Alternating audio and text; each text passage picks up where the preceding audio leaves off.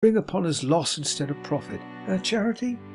Glancing towards his daughters for the first time since he had begun these reflections, and seeing that they both smiled, Mr. Pecksniff eyed them for an instant so jocosely, though still with a kind of saintly waggishness, that the younger one was moved to sit upon his knee forthwith, put her fair arms round his neck, and kiss him 20 times. During the whole of this affectionate display she laughed to a most immoderate extent, in which hilarious indulgence even the prudent Cherry joined. "Tut, tut," said Mr. Pecksniff, pushing his latest born away and running his fingers through her hair as he resumed his tranquil face. "What folly is this? Let us take heed how we laugh without reason, lest we cry with it. What is the domestic news since yesterday? John Westlock is gone, I hope?" "Indeed no," said Charity. "And why not?" returned her father. "His term expired yesterday, and his box was packed. I know, for I saw it in the morning, standing in the hall." "He slept last night at the Dragon," returned the young lady, "and had Mr. Pinch to dine with him. They spent the evening together, and Mr. Pinch was not home till very late. And when I saw him on the stairs this morning pass," said Mercy, with her usual sprightliness, "he looked, oh goodness, such a monster, with his face all manner of colours, and his eyes as dull as if they had been boiled, and his head aching dreadfully. I am sure from the look of it, and his clothes smelling, oh, it's impossible to say how strong. Oh," here the young lady shuddered, "smoke and punch." "Now I think," said Mr. Pecksniff with his accustomed gentleness, though still with the air of one who suffered under injury without complaint, "I think Mr. Pinch might have done better.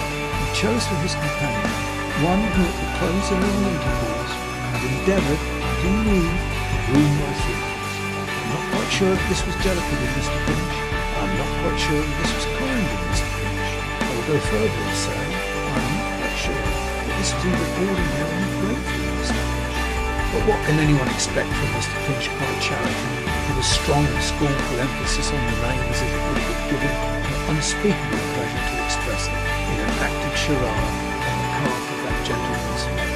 "No," returned her father, raising his hand mildly. "It is very well to say, what can we expect from Mr. Pinch? But Mr. Pinch is a fellow creature, my dear. Mr. Pinch is an item in the vast total of humanity, my love, and we have a right, it is our duty, to expect in Mr. Pinch some development of those better qualities, the possession of which in our own persons inspires our humble self-respect. No," continued Mr. Pecksniff, "no, heaven forbid that I should say nothing can be expected from Mr. Pinch, or that I should say nothing can be expected from any man alive, even the most degraded, which Mr. Pinch is not. No, really. But Mr. Pinch has disappointed me. He has hurt me. I think a little the worse of him on this account, but not of human nature. Oh, no, no, no." "Hark!" said Miss Charity, holding up her finger as a gentle tap was heard at the street door. "There is the creature. Now mark my words, he has come back with John Westlock for his box, and is going to help him take it to the mail. Only mark my words, if that isn't his intention." Even as she spoke, the box appeared to be in progress of conveyance from the house, but after a brief murmuring of question and answer, it was put down again, and somebody knocked at the parlour door. "Come in," cried Mr. Pecksniff, not severely, only virtuously. "Come in." An ungainly, awkward-looking man, extremely short-sighted and prematurely bald, availed himself of this permission, and seeing that Mr. Pecksniff sat with his back towards him, gazing at the fire, stood hesitating with the door in his hand. He was far from handsome, certainly, and was dressed in a snuff-coloured suit of an uncouth make at the best, which, being shrunk with long wear, was twisted and tortured into all kinds of odd shapes. But notwithstanding his attire and his clumsy figure, which a great stoop in his shoulders and a ludicrous habit he had of thrusting his head forward, by no means redeemed, one would not have been disposed, unless Mr. Pecksniff said so, to consider him a bad fellow by any means. He was perhaps about 30, but he might have been almost any age between 16 and 60, being one of those strange creatures who never decline into an ancient appearance, but look their oldest when they are very young, and get it over at once.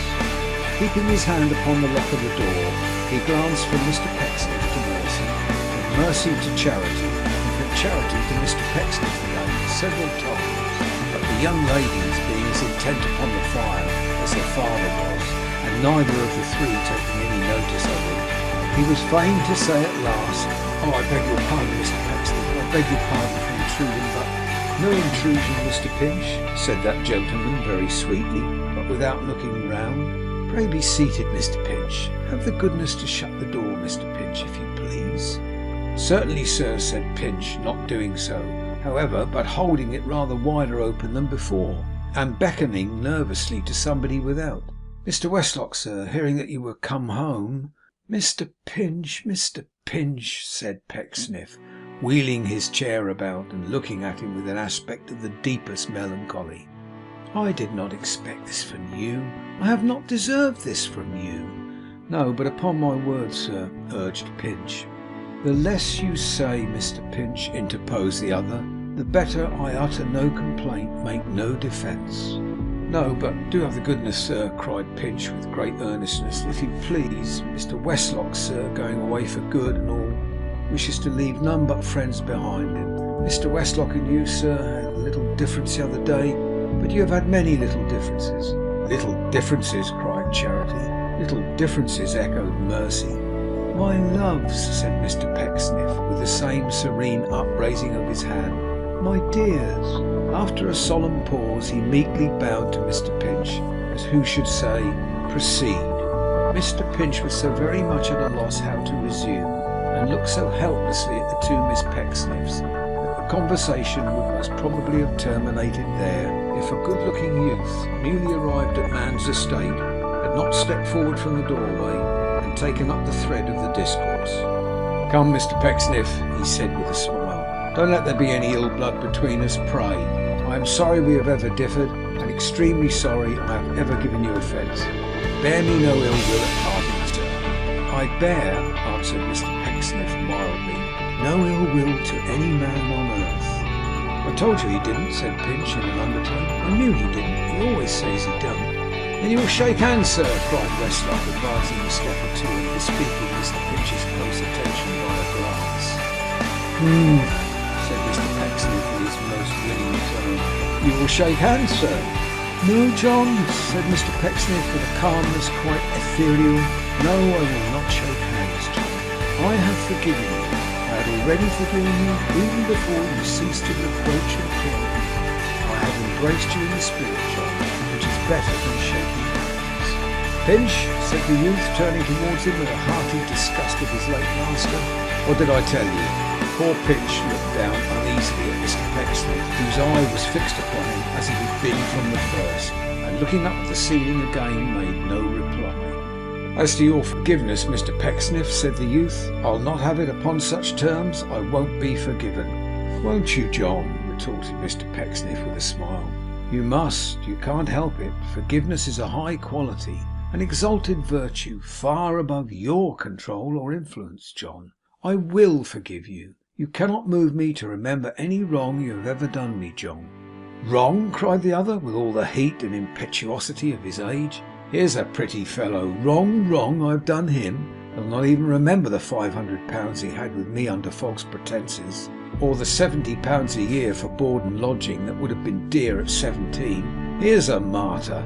"Money, John," said Mr. Pecksniff, "is the root of all evil. I grieve to see that it is already bearing evil fruit in you. But I will not remember its existence. I will not even remember the conduct of that misguided person." And here, although he spoke like one at peace with all the world, he used an emphasis that plainly said, "I have my eye upon the rascal now, that misguided person who has brought you here tonight, seeking to disturb, it is a happiness to say in vain, the heart's repose and the peace of one who would have shed his dearest blood to serve him." The voice of Mr. Pecksniff trembled as he spoke, and sobs were heard from his daughters. Sounds floated on the air, moreover, as if two spirit voices had exclaimed, one "Beast!" the other "Savage!"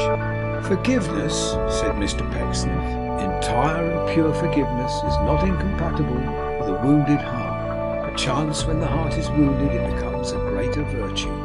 With my breast still wrung and grieved to its inmost core by the ingratitude of that person, I am proud and glad to say that I forgive you.